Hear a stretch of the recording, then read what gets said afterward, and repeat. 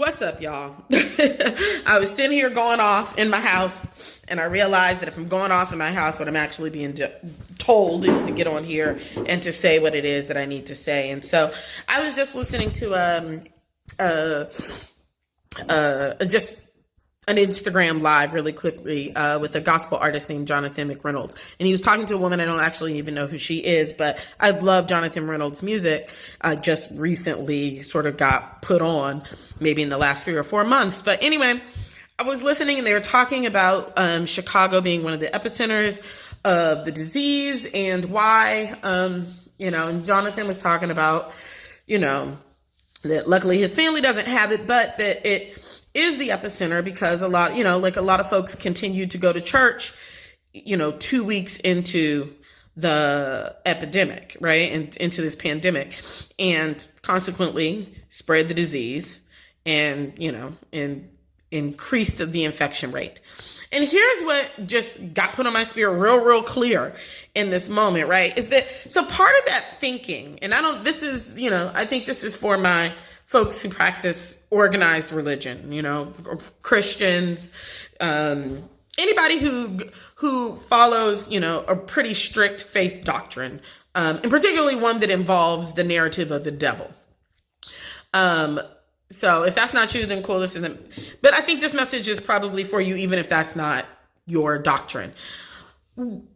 Because the problem is that, and this is what I saw, at least in that anecdote that Jonathan gave, right? Is that the problem was that these church people thought that the pandemic was the devil, right? They thought the pandemic was sent by the devil. And so they're not going to listen to the devil and they're going to go to church, right?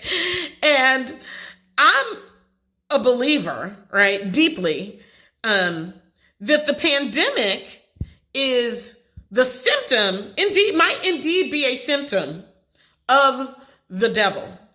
But I see the devil as the systems of inequity, inequality, division, degradation, greed, poverty, the systemic and structural manifestations that are the opposite of love in the world. That's the devil. Capitalism is the devil. The fact that so many factories dump all their waste in our oceans and rivers and streams is the devil. The fact that corporations are currently being bailed out while families starve is the devil. The fact that there are 8 billionaires in just America who could singularly pay for the economic impacts of this disease on every single person that it is impacting in the world. That's what we mean when we say 2% hold 98% of the wealth, that there are 2% of people in the world. That's not even 2 million, right? Like that's literally, like we're not even counting like 2 million rich people. I'm saying that there are 20 billionaires on the planet who could absorb the economic impact of the entire experience of this pandemic on the rest of the world. That's the devil. And what God is doing when God was telling you to sit your ass home was to try to rectify, was to try to begin to make us aware of where the devil is moving in the world. That we were actually being asked to see these systems and structures of inequity and injustice as the devil. And that staying home is how you slow the devil down. If you stop doing the devil's bidding, then the devil doesn't have nothing to do. So these places where we are attributing the pandemic as the evil thing and ignoring the things that created ignoring what it is that the pandemic is actually offering us. We are refusing the blessing of this pandemic. And absolutely, it is devastating that we are losing people. But we would not be losing people at the numbers that we were losing people if we were not beholden to the system. If we had not literally, we're looking at the results of creating a system that's inequitable. We created a system where I'm talking about this in every nation that this is actually happening in, right?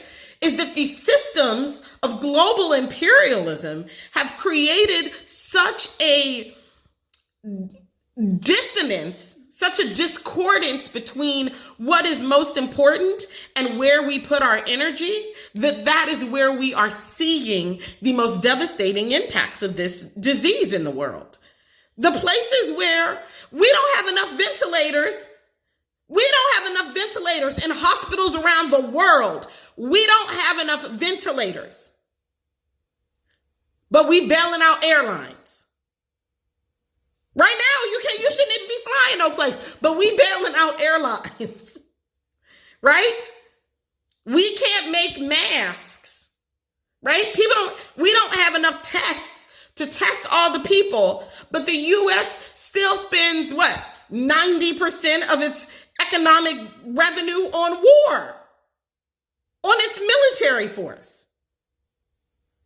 Like, we are being shown where our values are misaligned with the highest good of ourselves as a species.